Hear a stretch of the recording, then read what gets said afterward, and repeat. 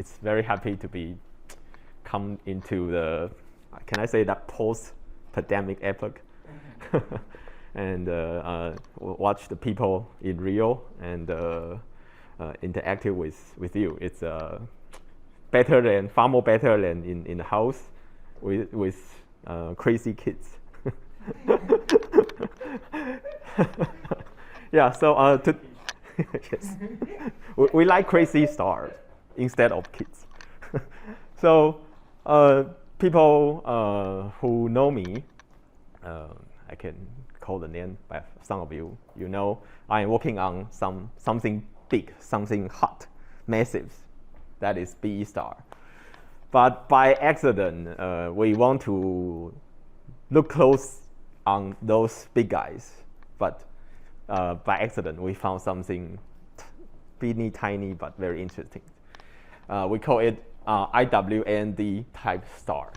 And this object, our main role was HO Pup.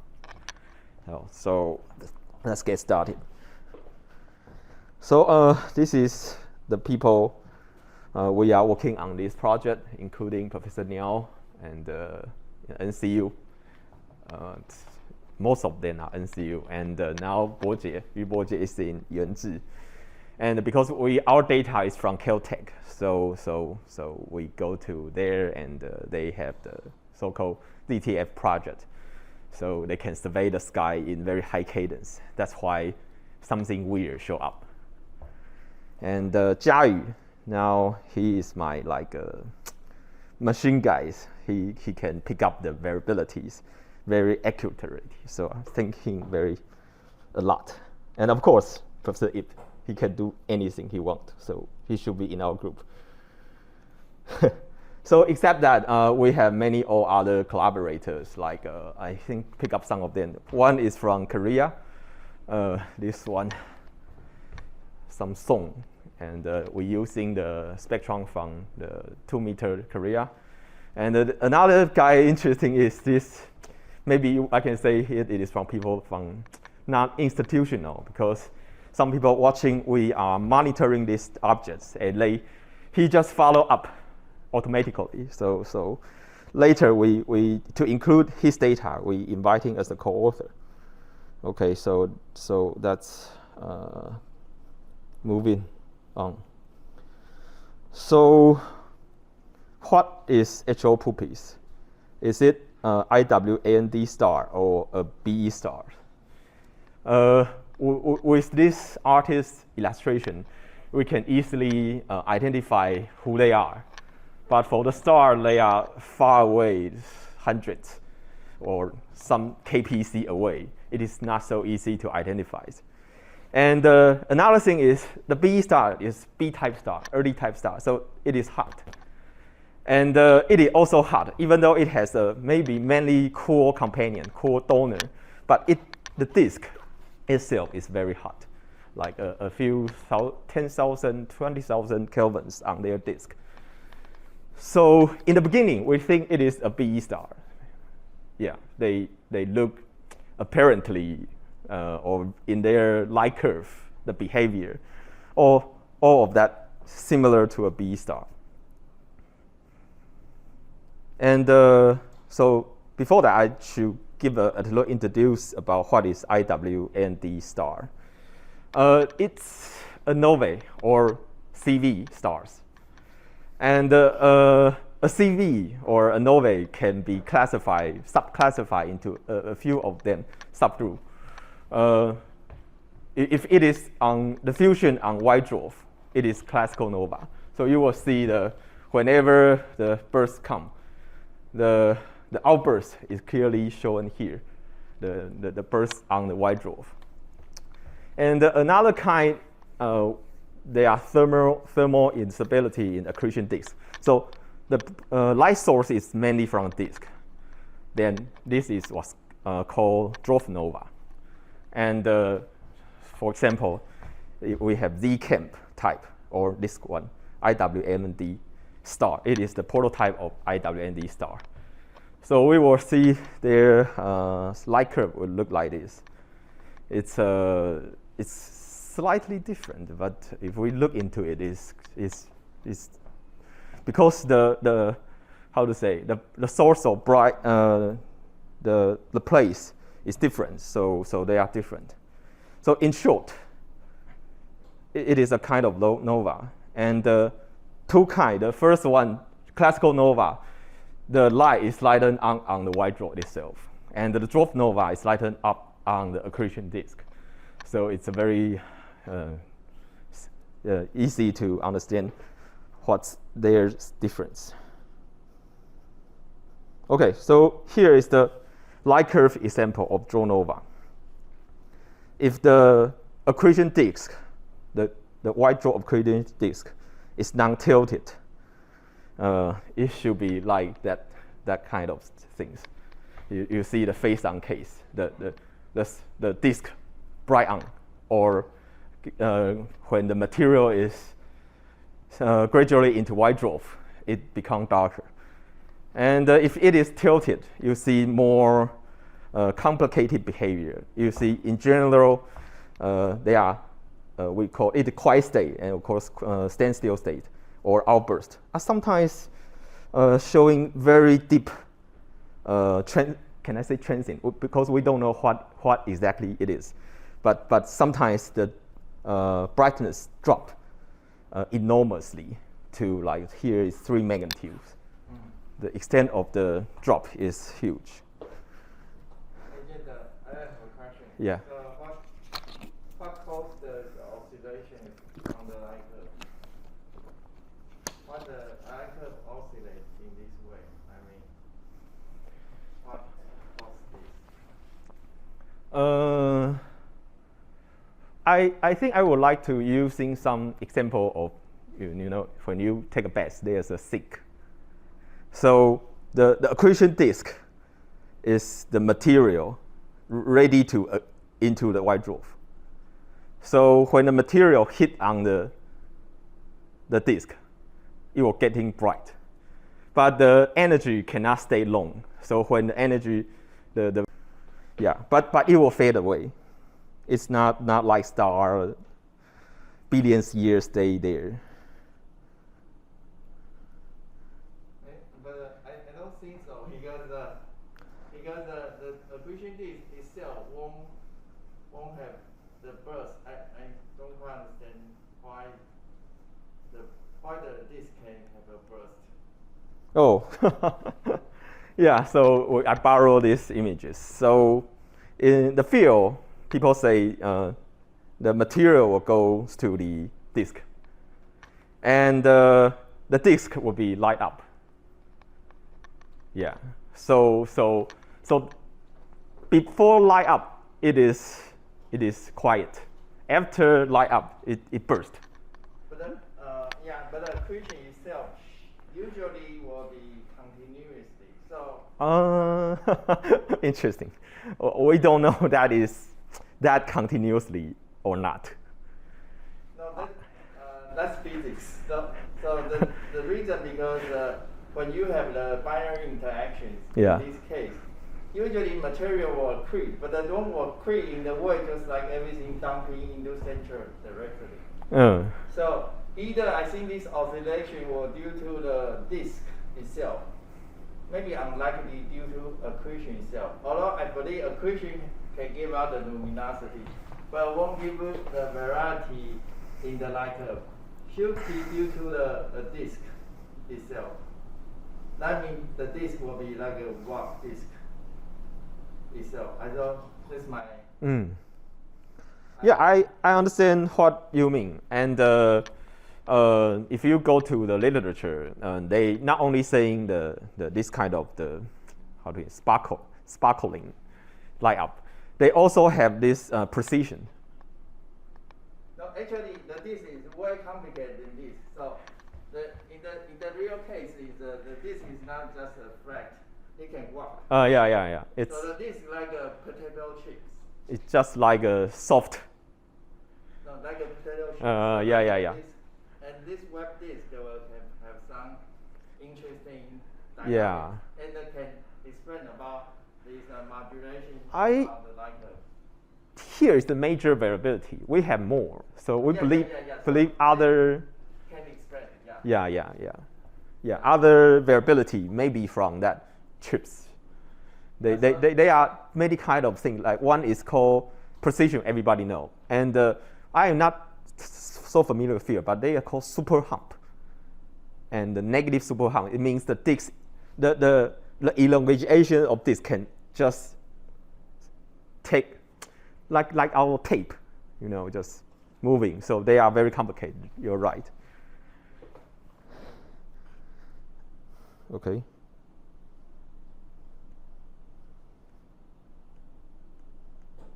Okay, so what is BE stars? So BE stars are in the other way around. They are main sequence star, and they are the iconic feature is they are super fast rotator. In their equator, the rotating speed can even reach the breakout velocity. So people believe that because of fast rotation and along with other things, BE star have the disk, so-called decretion disk, because the material was filled by the star inside out. And if you look the different star, like from O star to G star, the earlier, the massier, the rotating speed is higher. It can reach like 300 kilometers per second. So it's a super rotator. It's not like neutron star, but it's alive, but super fast rotator. And if you saw the spectrum by different inclination angle, you will see from single peak, double peak, very central absorption of double peak. So it's a quite characteristic phenomena of the BE star. And it also shows variability. So it's a variety of kind of variability. Like the first one you can solve typically eclipsing binary. And people doing more detailed research, they can find the non-radial pulsating like this. And semiregular or intermediate. I think these three is almost the same thing. Just matter of time scale, or totally we can find we cannot find regularity among their light curve. So this is the appearance of the brightness for BE stars. So Chien-De, I've got a question. So why the BE star has a disk? Oh, good. We always ask this one. So in the beginning, people say, we in general know the massive star, the early type star, they have the fast rotating. Like our sun is 10 kilometer or 1 kilometer per second. The one correction, so I don't quite understand. You mean the early type star? Oh, I mean, okay, sorry. So that's using the temperature. Hot star, hot main sequence, rotate faster than cool one, like our sun, or even AFG type star. No, that's not true. That's not true. Oh, okay. So you want to give me an example? No, in reality, that's not true, and that's not true because. Interesting.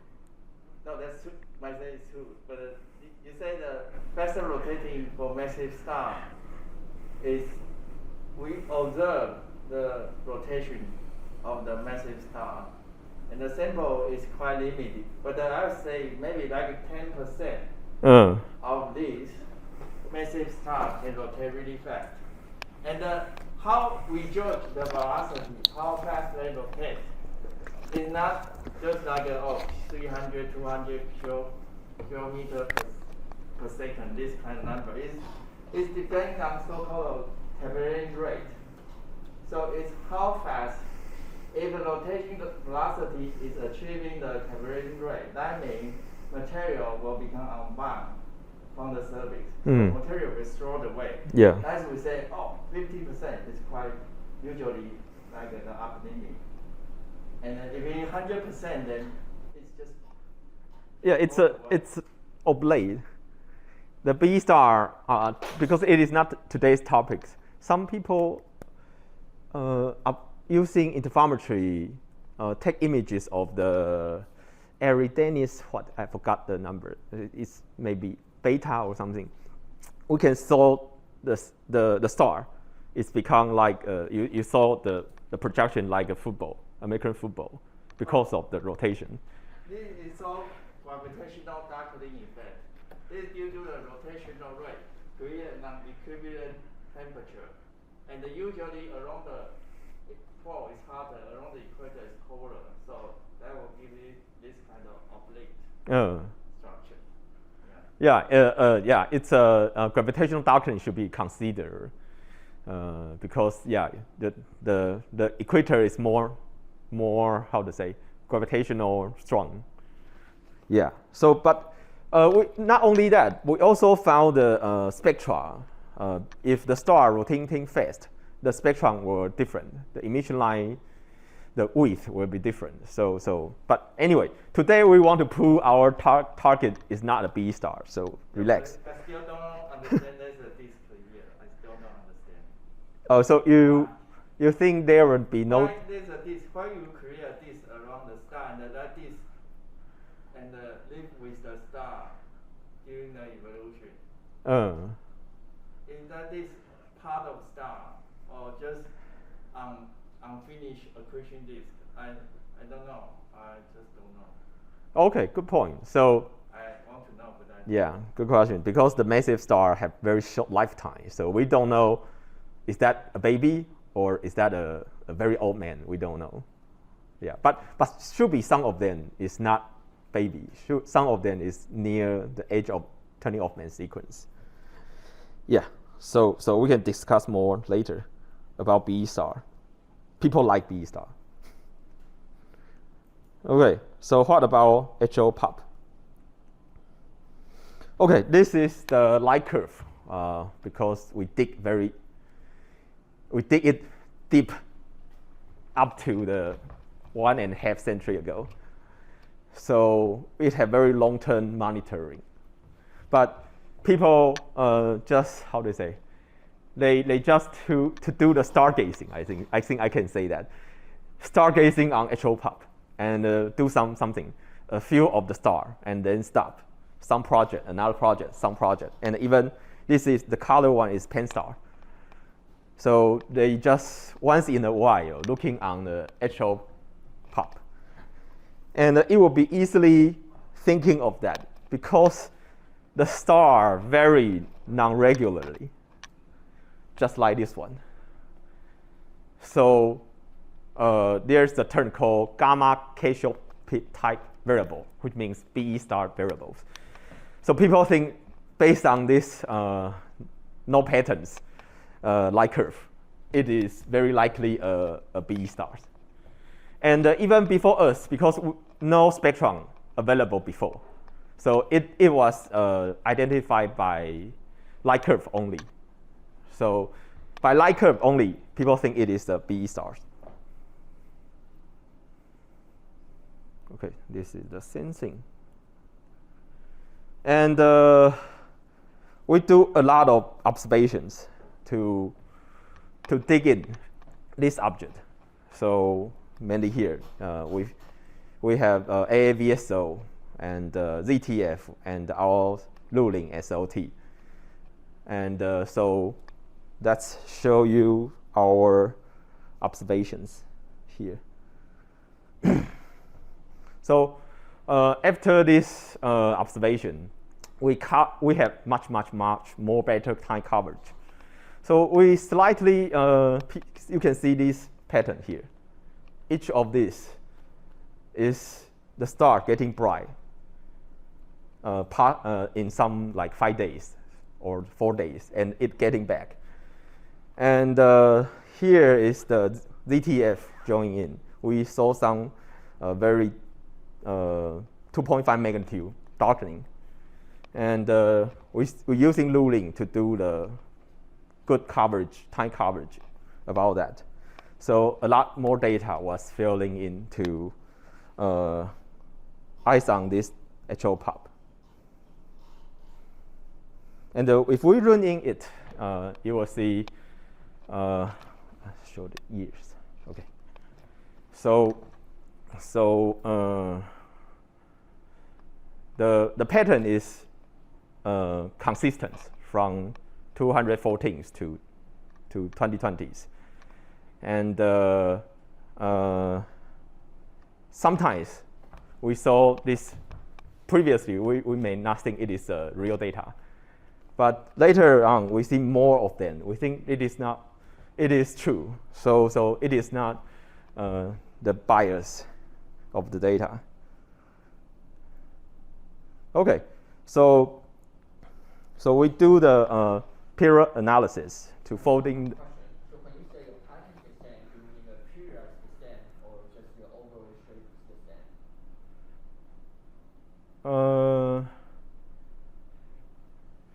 Oh, okay. So I mean, after we have more data, and from the earlier one to later one, they are like in some state like how to say 14 magnitude, and once in a while you jump to the 13.5 magnitude. So this pattern is consistent, not like early one or later one. It shows similar. Yeah. So this behavior is consistently showing up. Okay.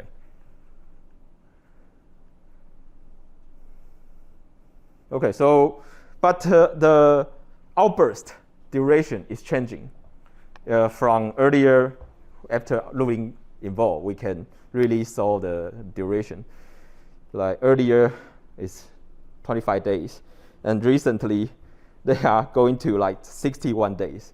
So the duration between nearest outburst is sometimes getting longer, sometimes getting shorter and longer again. Yeah. So it's very like a nova-like curve. This is AVSO data. It's very long-term observation. So you could see the same behavior, draw nova behavior, from quiet to outburst, and the duration sometimes longer, sometimes shorter, like this. Yeah.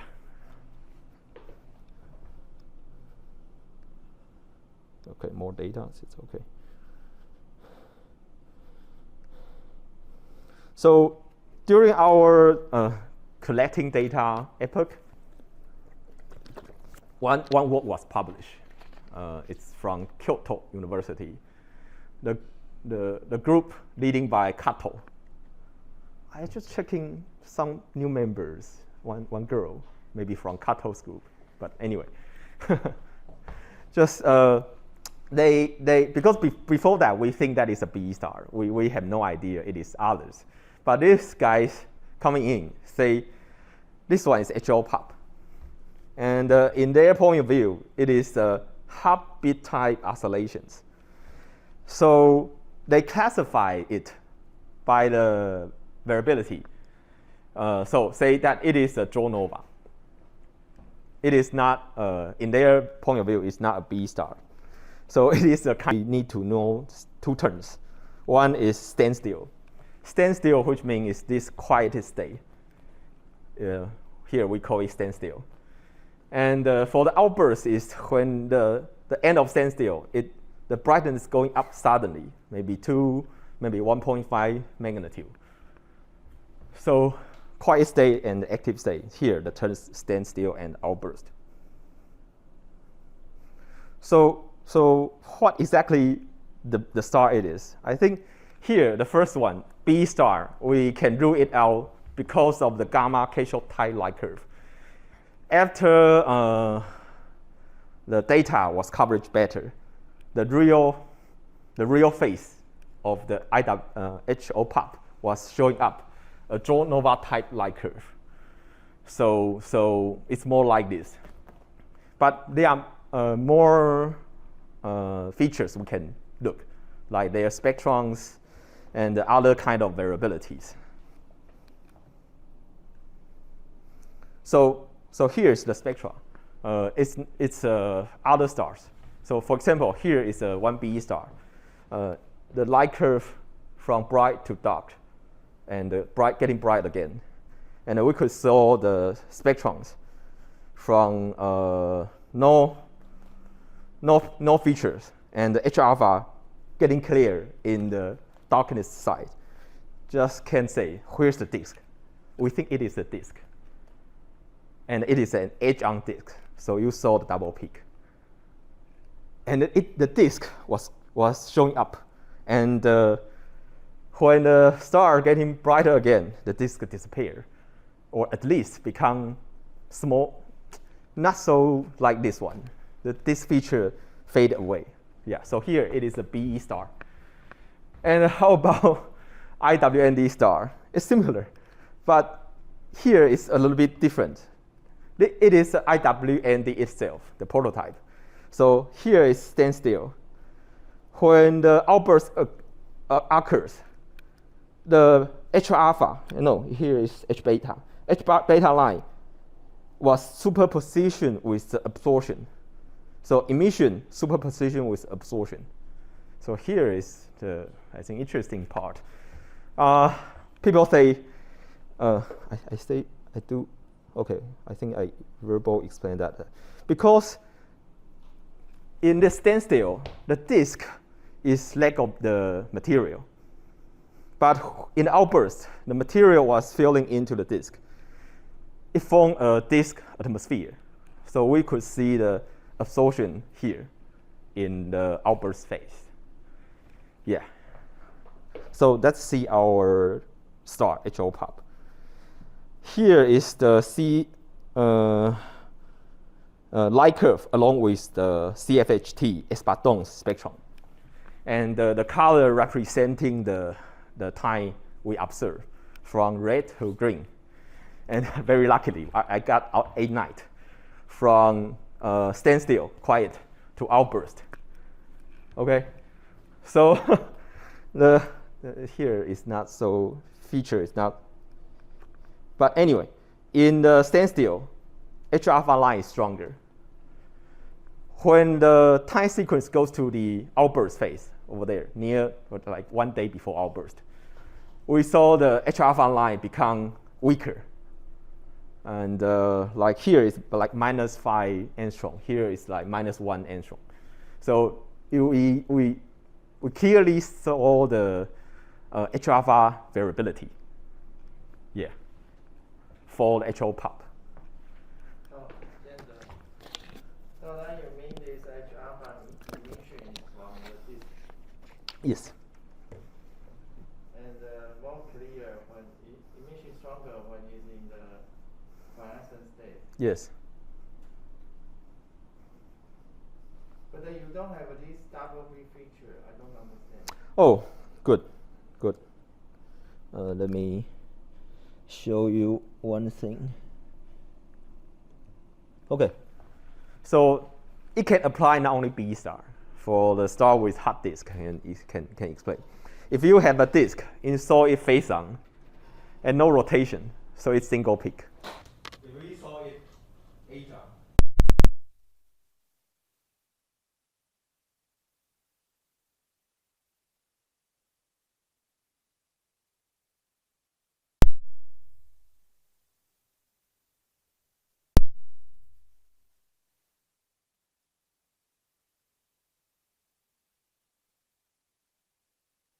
High result spectrum.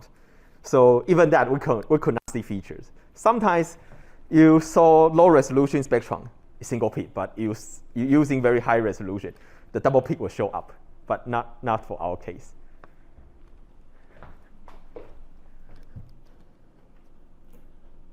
So let's get in bed here. Good. So good one. So here we cannot say it is a symmetry single peak. But even Espadon, we only see single feature. Yeah. Otherwise, we always believe, oh, it's a little bit away from phase zone. We will see tiny, teeny double peak over here. But no, we didn't detect that. Okay. So this one, even though similar to IWND star, but also similar to B star, we need more to say it is a drop nova by the spectrum. Okay, here is the thing I say, the brightness variation is dominated by accretion disk along with the growth of the disk atmosphere. So we see the growth of the hydrogen absorption. Okay, so we have two more spectrum from Palomar 5-meter telescope and from the Korea BOAO 2-meter telescope. Okay, so there are a lot of interesting lines, but we'll go into that. Most of them you can see in the drop nova, also could be seen in the B star. But one thing help or save us. Okay, so here is the corresponding observation date. So blue one observed at quiescent, standstill phase. The black one was observed maybe 1 day after outburst. Okay, this one. This chemistry component, nitrogen and the carbon, has a name called Bowen fluorescence. So we checked the literature work, and the literature didn't mention that, but it's slightly showing on it's not very clear, but I think it is enough for us to say it has the Bowen features. Okay. And even though it is not quite clear, we have more in the textbook, even though here is the CV, the drop nova. Also showing very clear the carbon nitrogen feature here. So I really want to know why why drop disk can form this chemistry component, but I didn't dig that deep. I don't know why, but maybe later I can try to say why when the outbursts come, maybe the star interior material was filling into the disk. So that's why we saw that, but I didn't quite sure. Okay, then any question? Otherwise, I go to the SED. So could you go back to the spectrum? Okay. I'm just the previous one. I'm just curious about how about other features? Like, How other? Like for example, there's an iron one over there. Seems to me could be a detection, and there's another one next to it. It's at 5,500. Here? Iron burning. About 5,500. 5,500. Yeah, there is this. Iron. Yeah, there are two, like. Oh, this one. Yeah. Oh, you remember? Oh, yeah, this one. Yeah, this is also iron. They are double features. Yeah, So. do you think it's correlate with the outburst again? Oh, good one. You mean, is that happen only outburst? Right. I'm not sure. Let's see another spectrum. 5,500. Here. Maybe. Okay. We need to do the data analysis, but by our eyes, we could say something there. Okay. And another question, sorry. Okay. And how about if you go back to the previous one, and how about the blue peak over there? Yeah. Around 5,000. I have to say it's close to the edge of the spectrum. Yeah, the spectral. So I'm not sure it's really helium or it's just because of the CCD effect.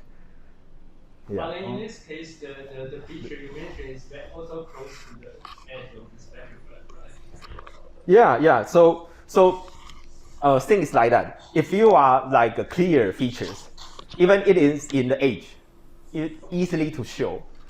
But for example, the iron, if it is in the edge, then we cannot buy it. We cannot sure. But if it is H alpha, H beta, then it is real. So I mentioned the blue part. Yeah. You mean this one, right? Yes. Yeah, the helium. Yeah, I think that is because of near the edge. Okay. Thanks. One more question. Okay. About the textbook you show. Okay. From observation or from model? I think it's observation. It's not from model.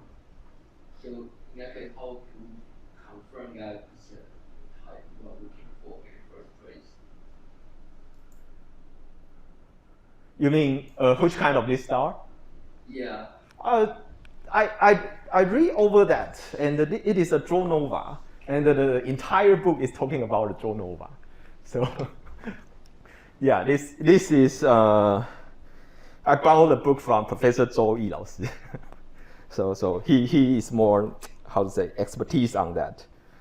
So after I looking this, I think it is really the features we take, and it is the strong evidence to say it is not BE stars. BE star cannot show this kind of the chemistry on the surface or on the disk.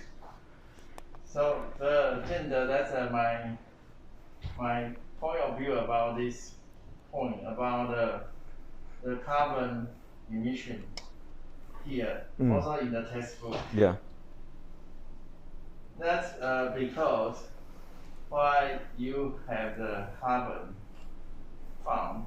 That's because the CV is driven by the surface nuclear burning. Memory driven by the hydrogen burning. And in certain cases, maybe a half-year cycle.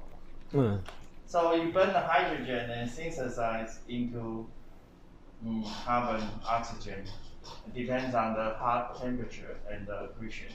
Do you mean in the white dwarf? It export. Then export, some of the debris will be spread out. It's scattered around surrounding. Then you will see some material will be obscure around this event. So that's not strange at all. That's maybe that's possible. Yeah. So if people doing his work very hard, want to make sure it is a B star or not. So if find someone, it's the main character he should find. Yeah, because it's based on your result and the other people's result, I think it's a CV. Because it's more favored indicator CV in some evidence for this kind of spectral emission. And also, you don't see a very nice double peak features. That's very crucial if you want to you have a disk. Then you cannot claim just like a disk because it's disk like this. So do you mean a CV disk, whatever it inclines, it is single peak? No. CV doesn't care about disk. Oh, okay. I mean, it doesn't care about in the way like you mentioned about stuff. The disk provide the role is a disk fit the material on the star. And the surface accretion on the ground drop, white drop, trigger the thermonuclear runaway. This called the CV, the explosion. Understand? So that's different. So that's why you can have a burst. Then you can have a very rapidly transaction in the light curve because the creep and boom, like a pulse. Yeah, like heartbeat. And for the accretion disk, usually it's harder because you think about the time scale. The disk is much larger, so you will take much time. If you want to examine the variability in the disk, then usually the period is much longer than your observation because you see this oscillation, the light curve is very short. I mean, yeah. Yeah. It only happens due to the exposure. Yeah. Yeah, I agree. Okay, let's go to SED. So why we further investigate their SED? Just one thing is to do spectroscopy is hard work. It's taking a lot of time and to pick up the feature one by one. So is there any possibility we can do it by SED? Okay, so here again, we pick up all the available data for HO Pup and fitting a B-type star by Cruise model, B1. Cruise.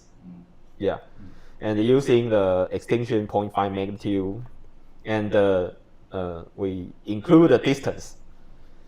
So if the SED can be fit, the distance should be 16 kpc.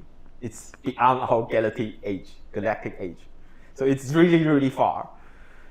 And the Gaia distance of the HO Pup is only 600 pc. It's quite close. So very unlikely a B-type star, even using SED only. So let's try CV, the hard disk along with white dwarf.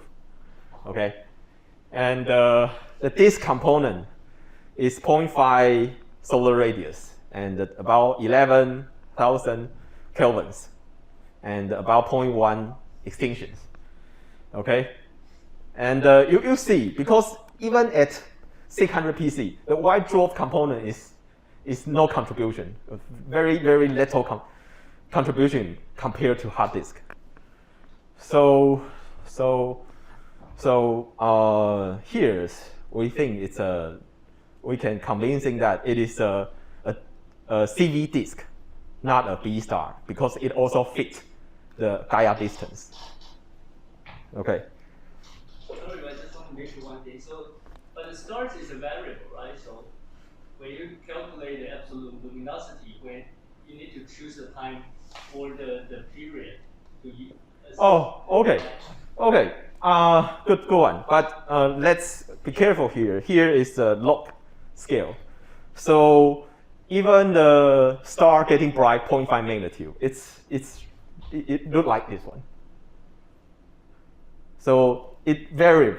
I think it is B band or something. It's very around here. So we can do this way. Otherwise, it's better one is we have simultaneous observation UBVRI. This day, another day, and next week. Then we can do the detailed analysis. But here we think this is enough for us to say here is the hard disk here. Whatever it varied. Yeah. Okay, so I don't have much time. So let's talk. Another interesting, I think, it's not the main part, but I want to talk here. When we say Nova or CV, you Google it. The donor are all cold star. You see this one, the red one. But if you go to the definition of CV or imagine by yourself, the donor can be a hot star, cannot be ruled out. So I want to talk about this is because we have one UV data point here. And the disk, here the disk, we assume it is the outburst. If the disk is not in outburst phase, it should be fading down. But what about the time we take this data? Is that in outburst phase or in the quiet standstill? So we want to check that out to make sure is that the donor can only be cool object. Okay, so here is another thing is that we assume if the donor is hot, it's SDB, hot subdwarf here. Let's go to this one. So if the donor is a hot subdwarf, it will be like a few 10,000 degrees. The mass is 0.5 solar mass. And in the HR diagram in this side. So is there any possibility for them to do that? So here is the time we get the galaxy data. The first line, galaxy data taken at sometimes over there and whatever. And we go to check 时序. Now in academic 时序很重要. So in a standstill for the observation, optical observation. And our galaxy data was right on here, in between standstill. So it is 2 days before standstill, the observation, 2 days before here, and 10 days before there. So it's very unlikely in between these 2 data there are one more outburst. So we believe the galaxy observation will be in a standstill phase, which means in the quiet phase, we got the data. So for this point, even though it is single point but very important, we cannot rule out the donor is a hot star, a hot subjewel. So if the donor is a hot subjewel, it can be 12,000 kelvins, and it can be along with the 0.5 magnitude extinctions, and perfectly using the Gaia distance. Yeah. So in this case, the donor can be cold or hot, either way. Yeah.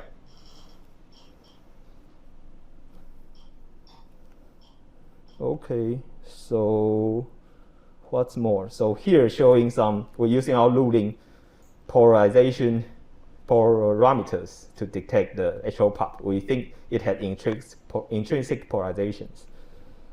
And this one is we using the phase dispersion minimization by Yu.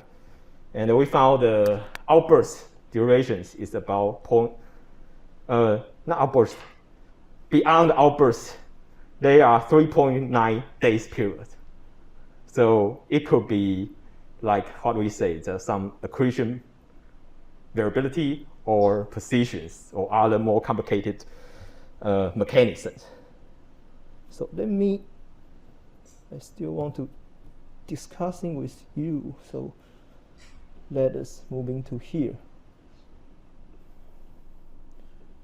In this work, there are one thing we are truly don't not fully or enough or satisfied. We understand that is that 2.5 magnitude dips. Yeah, they are highly irregular, and if you check each one, excluding the many years, the ranging is from 2.5 magnitude dips from 7 to 30 days, and average is 14. But averages mean nothing. So this one is weird, and we found some people working on that. But another weird thing is if we put all the 2.5 magnitude dips together, they have almost exactly the same shape. Here from E1 to E8 is the dip events. We overplot it, not do any adjustment. So they are exactly the same, but with irregular duration. It's so weird. And the only explanation people have been discussed is by this V513 Cassiopeiae. Here is the diagram. The first one is the red one is mass transfer rate. If from donor, the mass transfer rate have some variation. And the mass accretion rate will correspondingly like that. It dropped suddenly. And photometrically, you saw here it's 3 magnitude drop. Yeah, by their model. So we only found that, and we still have no clear answer about how come a transition, if we call it transition. It has same shape, but irregularly duration. So, Chien-De, what do you mean? Is it this the duration of the changes? Yeah, two events. Any, not any, just one to another event. Yeah. Yeah. So if you have any idea, you can discuss with me. It's so weird because we're thinking something's transient, but if something transient should be some periodically, not like that. Okay. Yeah, here is, we don't know what exactly happens for those deep events. Okay, so it's okay. We can go to, so before summary, if you go to Chien-De now, it is a CV binary. And if you go to time machine, before 2021, it is a B star. So because of this work, now it was confirmed a CV binary. And I leave the summary here and take question.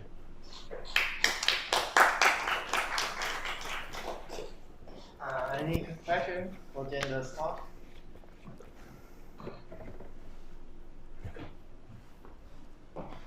李老师。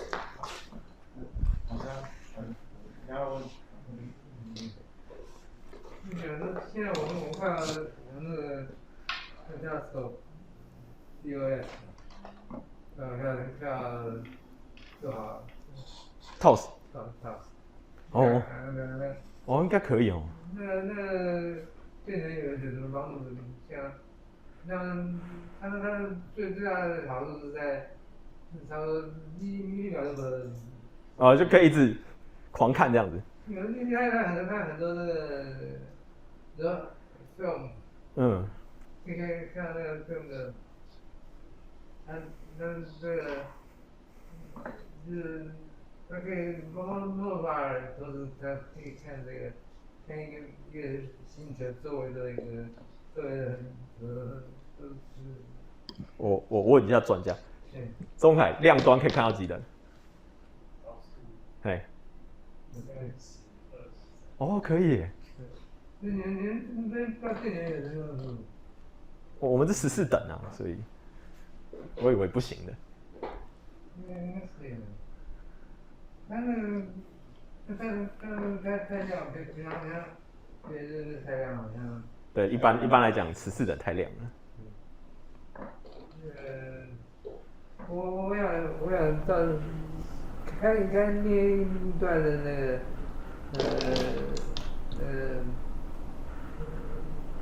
利用它的不同的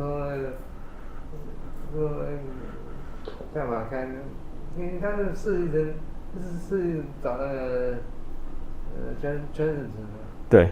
所以在前面这个都把那个在圈子里面，它有这种适当因为我应该跟他们讲说那个 Nova 是大对那个。跟人家做诺或什么的，可以非常详细来做。对。用出来的光线给，是在高大的时候，你看到，最多100万。现在看这个。好。OK。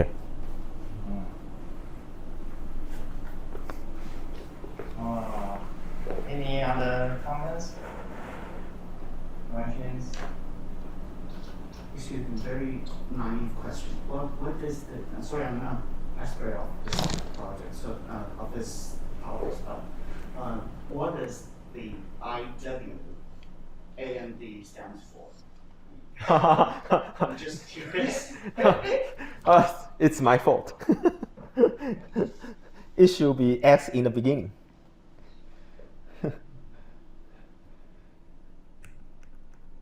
So forget about the spectrum.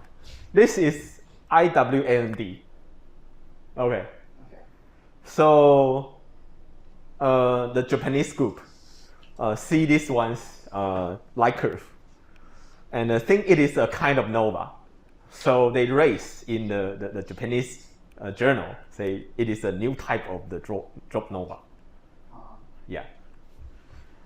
So IW is new. No, IW is a name of the star. Okay. Yeah, yeah. So they use this as a prototype of new class. Yeah. That's strange. Yeah. So could you actually skip one slide which show the difference for the observational signatures for the BE stars or the IWN stars in the very end? Could you go to that slide? Yeah, I almost forgot. I need to put. I don't know where I put here or not. No. You just skipped through previously, right? Yeah, I skipped through, but. I think it's near the end of the talk. Yeah, I have to say, we can talk later, but I have to say, except this, they are the same. I have to say. So this emission is the key observational signature to distinguish the two types of stars. Yes. And my next question is, do we know the physical mechanisms produce this signature? Yeah, I try to find, but maybe the experts think it's too trivial. Maybe I just in my mind just think because the donor, like can say it have some Sternal cycle, so when it was continuously. No. That's not like that. Yeah, yeah. No. How to create a CNO material from this is. It must not from the donor. Must not. Also from the white dwarf. Yeah, because when you do these so-called binary interactions, you can have a very little, but none of this singly. So when you have a binary interaction, usually is one star, then expand large enough and into so-called Russell radius, and start to accrete material on this donor star. And during this accretion phase, most of the material accrete will be mostly hydrogen. It might be a little bit helium, but most are hydrogen. They will accrete and accrete onto the white dwarf. And the accretion occurs rapidly depending on accretion rate. And because the gravity field on the surface of the white dwarf is strong because it's a degenerate star. So it's compact. So the gravity field is strong. So material piping up. And then you create temperature gradient. And so the bottom will become getting really hot and really hot. And suddenly it will ignite. Okay. Can I say this is the dust on the white dwarf? And something outburst, the dust go up. But the dust will be different feature, I think. Yeah, just a kind of.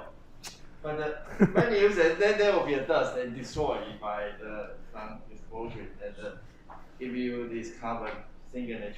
But my intrinsic thinking is that due to the burning, you burn the hydrogen, there's a few ways to burn, and the one more popular is Cassiopeiae-type cycle.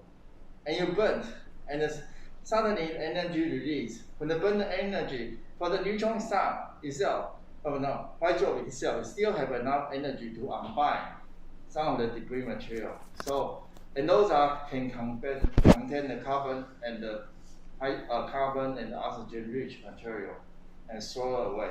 So that you burn and bam and throw away.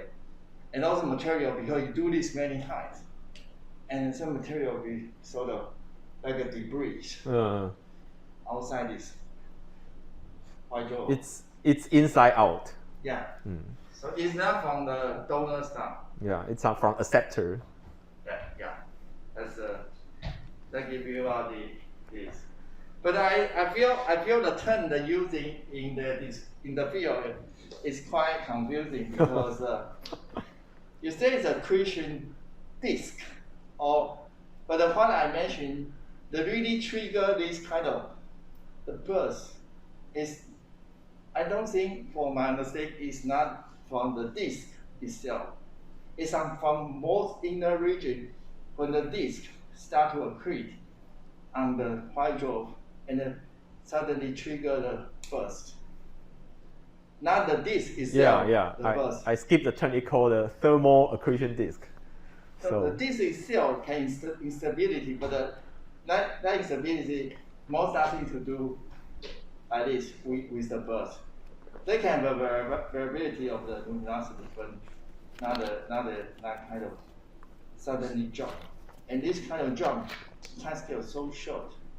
You think about cavalier time, so cannot explain. Must something happen at a very small scale, so can give you short transit. Yeah, so that's the key thing we should learn. So you look at some variability, supernova, neutron star merger, white dwarf, type 1a supernova, those are the transit, which means suddenly bright and faint, and those are really associated with the physics process in terms of the scale. Yeah. So, yeah, this is. Yeah, I have two questions. First one is, for a star in the Milky Way to be a B star, it almost has to be on the disk because it's young population. Yeah, it have no time to be so far away. Yeah. So is this one at high latitude or? No. Oh, good. Oh, I understand. You think is that a possibility of runaway B star? So it is like 16 kpc from Earth. No, I was just thinking that if it's a high latitude star, Yeah. No, this one. Stellar distribution is. No, this one is galactic. It's not high. Low latitude. Yeah. I think it's in the plane. I need to check the coordinate, but. And then the second question is that have you checked X-ray data? Oh yeah, I find no X-ray data before my publication. Okay. I guess for a star that bright, maybe a super short, I guess, Chandra or even Swift. We check out that, but no data before 2020, yeah. Okay. Including 2020. Yeah, if there will be X-ray, it would be nice. Right. So I guess a CV will be more likely to be bright in X-ray, and a B star can be bright in X-ray only if there is another companion. Yes. Yes. Okay. Thanks.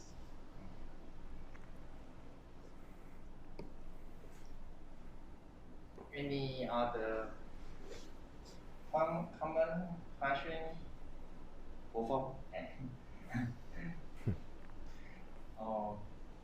okay. So if not, let's thank Chien-De again. Thank you.